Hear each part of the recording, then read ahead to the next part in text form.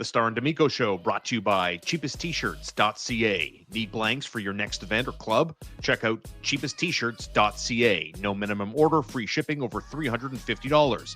Same-day shipping on lots of items. Affordable, Canadian, ready to print your design. Brought to you by Catherine Prince at Remax Platine, your Montreal real estate connection. Call her at 514-702-2474 or email Catherine with a K, Catherine at catherineprince.com. If you're looking to buy, sell, or invest with confidence, Catherine Prince, your key to the city's property market. Brought to you by McLean's Pub. Looking for a lively downtown spot with great food and atmosphere? Come to McLean's Pub on Peel Street. Classic pub eats, plenty of beer, and all the sports on all the screens. Grab your friends and make McLean's your go-to place tonight. Brought to you by Cabletel, your full-service telecom partner for business and home. From structured cabling and phone systems to Wi-Fi, cameras, and alarms, Cabletel keeps you connected, secure, and performing at your best. Your partner for the future. It's Cabletel. 'Tis the season. Welcome back to the Star and D'Amico Show right here on YouTube.com and your favorite audio podcast platforms. Shout out to all of our sponsors. Big shout out to Little Bear at littlebearonline.com. The best for your pet's needs, dog, cat, otherwise. You can find it online at littlebearonline.com or in-house on St. Catherine across from Westmount Square. Shout out to Chuck and Evie and their wonderful family-owned business with great expertise, as Marco can attest to. All of his kitty cat's needs met through Chuck and Evie and their staff at Little Bear. Nothing. Spoiled ass cats. You can't help it. You can't. What can you do? What can you do, right? Yeah. Speaking of spoiled, are Canadian fans going to be spoiled in Minnesota for the World Junior Hockey Championships as the rosters for the competing nations, Marco, have been announced? Here we are reacting to this. And, before we got going, we were talking about Michael Hage in his second year at Michigan, back down the middle for the last few weeks, and him and Will Horkoff. Oh, my goodness gracious. Break the band up. These guys are gangbusters. Is Michael Hage going to be the focal point for Canadians fans once this World Juniors from Minnesota gets going, Marco? Yeah, I think that Michael Hage, I don't think it was very much a surprise to see him on the roster. This is a guy that was very much liked by Hockey Canada. The stigma behind playing in the NCAA is gone because half the team is in the NCAA this year. So not really that much of a problem. And, this is a guy who listened to the advice that Hockey Canada gave, really kind of focused on his defensive game in the summer showcase, scored in every game, and has done nothing but continue to improve this season. Again, he co-leads the NCAA in scoring with teammates TJ Hughes and Will Horkoff, along with Max Planck. So, how do you keep him off? You could arguably say he's one of the best playmakers in junior period, in amateur hockey period right now. The way that he is finding guys, for those that did not see his assist on Saturday night with Will Horkoff against Michigan State, I believe, I invite you all to go and check it out. The skill on full display gave me flashbacks of that Andre Kostitsyn goal when Thomas Buchanitz gave him that side that behind the back pass. I believe in 06-07 against the New York Islanders. Go check that game out. But just elite skill, great speed, up the middle, driving the ice. And that's what we've been trying to get from Michael Hage. His coach, Brendan Naurato, has been trying to get that from him a lot. And we're seeing it with more, I would say, consistency. And I think Team Canada likes that. The versatility. They can play him on the wing. They can play him at center. He could be strong defensively. He isn't going to hurt the team. And he's become more physical this year. So he checks off so many boxes for a team that's being coached by one of the Hunter brothers at this point. This is exactly what they look for. And so I foresee him playing top 6, if not top 9 minutes. A guy that they can put at center, a guy that they can put on the wing. It really depends. There is still potential to see some NHL guys come down the pipeline, but if not, they definitely have options at center. But I feel like Michael Hage, this is the kind of tournament where he could really shine because it's predicated mostly on speed, skill, and tenacity, and he has all those in droves. It's so interesting. I don't want to do the whole video on Michael Hage because the Canadians are going to be the Canadians organization, I should say, will be well represented at this tournament. We're going to dive into how well represented they are. Talk about LJ Mooney, watching some highlights from him over the weekend. Just a little guy Nasty. when he's out there, right? Mm. But just one more thing on Michael Hage, I guess, Marco, before we move on, right? Is one of the, I guess, the more obvious examples that I always think about this around World Junior time is I remember when I was a lot younger and Kyle Chipchura was named captain as the World Juniors. And I was like, oh my, I was so excited for the Canadians. I was like, wow, the Canadians organization has a captain. He's the captain of the World Juniors, right? All that to say leads me into my question about how indicative is a World Junior performance in terms of how we expect a player to turn into a pro, right? Chipchura would be that guy, right? Okay, so Marco's holding up, if you're listening to us, the zero Well, sign, more or less. I was about to elaborate on that, but yes, a Yeah, grand old zero. If anybody remembers the 2018 World Junior Championships, was it 2019 World Juniors? It started in 2018, but it's called the 2019. Nick Suzuki was on that team, and I mean, he didn't play bad, but right, he didn't really stick out, right? In Canada, we all remember that year was pretty bad, and him and Nick Suzuki, Morgan Frost, those guys did not look good. And right. now Nick Suzuki is a number one center in the NHL. Yeah, So it doesn't mean that much. Just like you could have guys that absolutely tear it up to the point where it's like generational, like a Braden Shen. And Braden Shen became a good second line center, but nothing close to the players that he beat out, like the Eric Lindroses of the time, right? Like it's not the huh, same. So right. is success translatable? To a degree, yes and no. The best players are generally the best players, but the best players don't become the best NHL players. They may be the best junior players. I always think back to a guy like Cody Hodgson, for example.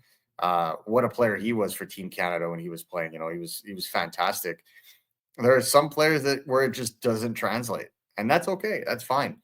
But this is about this is, I think, where the impact of the NCAA will be felt the most. Is Mm, that a lot of these guys now are playing against older, more experienced players, and there's going to be a few NHL. There are a few NHL players on this roster, right. so I think there's going to be this tournament is going to be a little bit more mature in its process because it's not just the US, which, mind you, have won the last two tournaments. It's not just the US playing in the NCAA. Now you have everyone basically on that same wavelength with Canadians and Americans, which I think will make for a more physical, uh, mature matchup. I think, we're going to be seeing defensive structures from those teams that maybe weren't executed to the perfection that we may see in Minnesota. And so it changes the dynamic. And that's why it brings us to other players that could potentially be there. But when it comes to Habs fans, definitely Michael Hage is going to be the focal point. And I feel that way, just as as someone that loves watching international hockey, always cheering for my country's national team, men's and women's, and I'm very interested. Like a lot of people, like I don't think I hide from the fact that I'm not an NCAA hockey nerd, so I don't really pour all my time into scouting these guys and watching game tape and so on and so forth. That yeah, I'm very interested to see how Michael Hage performs. Another year of growth for him, another year of development for him, and what does that add up to? So with Michael Hage, Marco in the rear view, what else and who else can Habs Nation look forward to seeing? I say, oh, my team's got this guy. How's he going to do in an air quote best on best tournament for their age group? Who's next on the radar? There are options definitely, and another player that we could look to, and I think this speaks to home, Sean, is Aatos Koivu. Yeah, yeah. I was curious about that. Like when we get into some of these other players, just a final thought though on Canada. I'm not asking for a prediction. I'm asking more along the lines of I think what a lot of people would be interested in, that have regular 9 to 5 jobs and come to this channel and look for a little bit more specificity or um a more in-depth take. Where is Canada, quickly? Where is Canada competitively versus the rest of the nations here? I mean, are they expected to win gold or or it would be a nice surprise because maybe the Americans once again go into this a lot deeper with higher expectations. I think Canada is deeper down the middle. Yeah. They definitely win that battle. I think they have better representation in net. I think you can make the argument on defense, just to see, but I still think I'd give Canada the edge there. Where I think Team USA may be better is just overall depth. Right. But I still think that on paper, given the roster that Canada has put out, I still think Canada should win this tournament with what they have. Now, the game is played on the ice. So many things can happen. Yeah. And that's the thing. Names are names until they're numbers on the ice, and then that becomes a different ball game. Canada should come out of this, at least in the finals, in my opinion, unless they run into the Americans early. But really, it's between those two. I think the tournament is a three-way tournament in this point between Canada, the U.S., and Sweden. Right. And Sweden, they have a lot of good players, but Ivar Stenberg is a 17-year-old that is ripping up the SHL right now. He is on pace to have one of the best draft years in the Swedish Hockey League in history. Mm-hmm. Better than the Sedins, better than Leo Carlsson, who's ripping it up in the NHL right now. Yeah. So they have a lot of depth, Victor Eklund, of course, and the like. But I just feel like, and obviously Anton Frindell of the Chicago Blackhawks, but I feel like it's really between Canada and the U.S. here. So two teams to watch, and obviously we talk about the U.S. I'll get back to Aatos Koivu in a sec then, but we're going to talk about the U.S. LJ Mooney, baby. LJ Mooney, probably the most interesting personality on that team in terms of being a 5'7", 5'8" guy, but he hits like a truck. He's absolutely relentless, and his skating is fantastic. He's just blossomed this year with the Minnesota team under Bob Motzko, who, by the way, is also Team USA's head coach. Perfect. So there is that combination. So LJ Mooney, I mean, he ripped up the summer showcase, ripped it up. Like, it was between him and Aatos Koivu, and we'll get to Koivu in a sec. But LJ Mooney is just that water bug of a forward, can play center, can play winger, cousin of Logan Cooley, for those that did not know. So hockey is in the family veins here. But this is a guy who is relentless and an absolute lethal weapon on the power play. His one-timer, his vision, a guy that could really hurt you if you're undisciplined. So I know that Bob Motzko has worked a lot on him this season to improve his two-way game, and it has improved, I would say, significantly. He's a guy that's put in the work. But where a guy like LJ Mooney will hurt you is definitely in those fast-paced transition games. He just has that dog in him. Like, he is the kind of player that if you say he can't go and do something, right, he'll run that thing into the ground. I like that. And you generally get, I don't want to be stereotypical, but you get those smaller players, and you watch LJ Mooney on the ice, playing high level competitive hockey. He very much looks like the smallest guy on the ice more often than not. And I love that attitude. They love to, they're always punching uphill and always trying to defy the odds. And when you find someone that's wired that way, good luck telling them that they can't do stuff. Are we talking LJ Mooney top? Where is he on the depth chart in terms of? He'd have to be top six. Top six. He'd have to be top six. He'd have to be top six. And there is talk of potentially seeing him at center. I know, because there isn't anybody there aren't enough defined centers. Like, you have James Hagens, right? Like, that's probably going to be the first line center. But then after that, it gets a little bit more complicated. So, we may see Will Horkoff, Michael Hage's teammate at Michigan. Sorry. Go down the middle. You may see a guy like LJ Mooney be used down the middle. Like, there's going to be options. And that's what they have. That's what the Americans have, is, again, really strong quality depth. So they're going to be able to maneuver. But in terms of identifiable centers, like Canada's, it's insane how many identifiable centers they have on their team, right? Like, there's so many. Whereas the U.S., there's a lot of guys that are playing wing that could play center, and vice versa. So it's a little bit of both. But LJ Mooney to me is a guy that I foresee in the top 6, potentially probably on their first power play wave as well. He's just a weapon. And I think Motzko has a lot of belief in him. And, this is going to be interesting because I don't think this is he's eligible for next year as well. So a guy that's going to be really fun to follow. And I think, when it comes to Mooney, he's a big tournament player. He's a guy That's that good to when hear. you need something big, he's the kind of guy that steps up to the big hit. Like Anton Frendel is 6'3" in the 200-pound range, and he was flattened by LJ Mooney in the last tournament that they played together. So just to give you an idea, like this is a guy that will surprise, I believe, Canadians fans at the World Junior Championships. Very much looking forward to this. Very much looking forward to seeing a bunch of you at Maison Publique McLean's December 23rd, when Marco and I will be live ahead of the Canadiens and Boston Bruins. We're going to hang around, watch the game with a live viewing party. So you're looking to whet the appetite during the holiday season, looking to see the Montreal Canadiens take it to the Boston Bruins. You want to see me take it to the chicken wings and the fries? Come on over. Come watch us December 23rd for a live viewing party. A big shout out to all of our sponsors, and don't forget the best in home securities at Cabletel and Cabletel.com. Let's end on Aatos Koivu, Mr. Marco D'Amico, once you gather your composure, because Marco seen me take down chicken wings. He knows it's a sight to be seen. Aatos Koivu, 19 years old, third year with TPS Turku, 7 points in 28 games. But again, he's 19 years old. The numbers are the numbers. No one's sweating the numbers, right?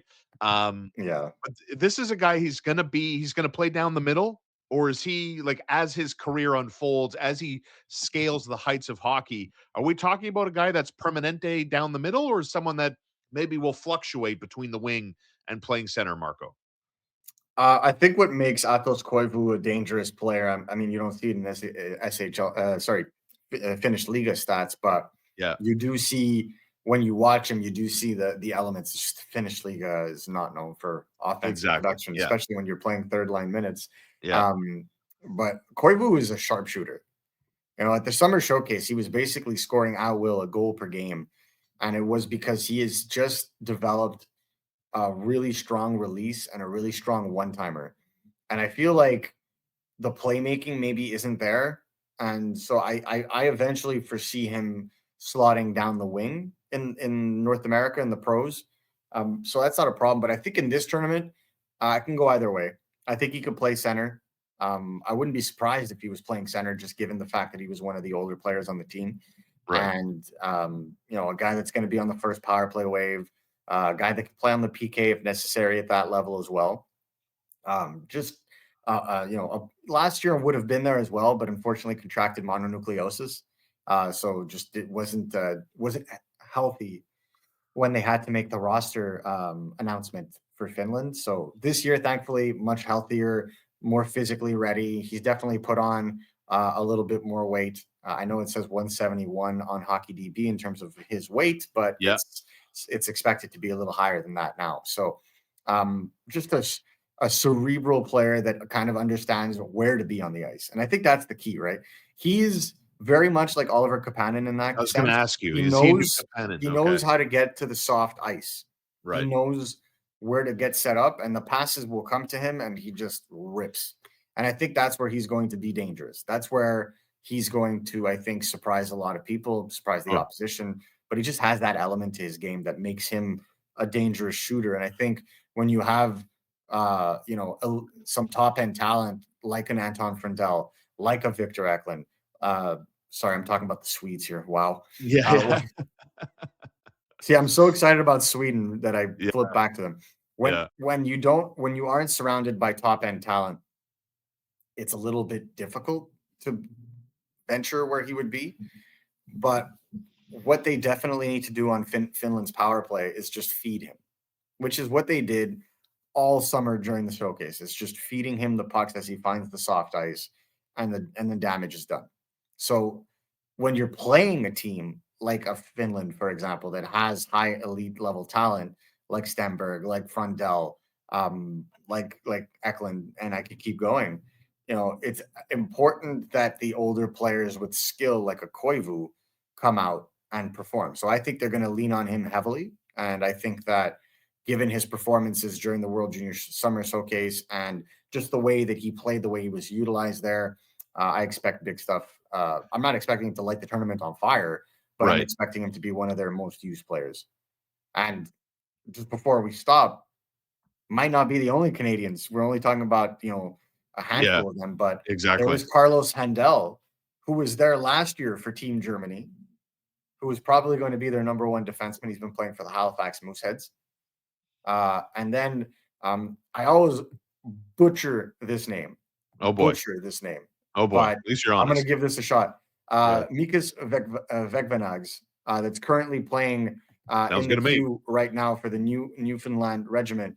Not crazy numbers currently in a 3-goalie rotation over there, but definitely expected to be part of Team Latvia, just kind of helping them along and trying to stay in Division 1.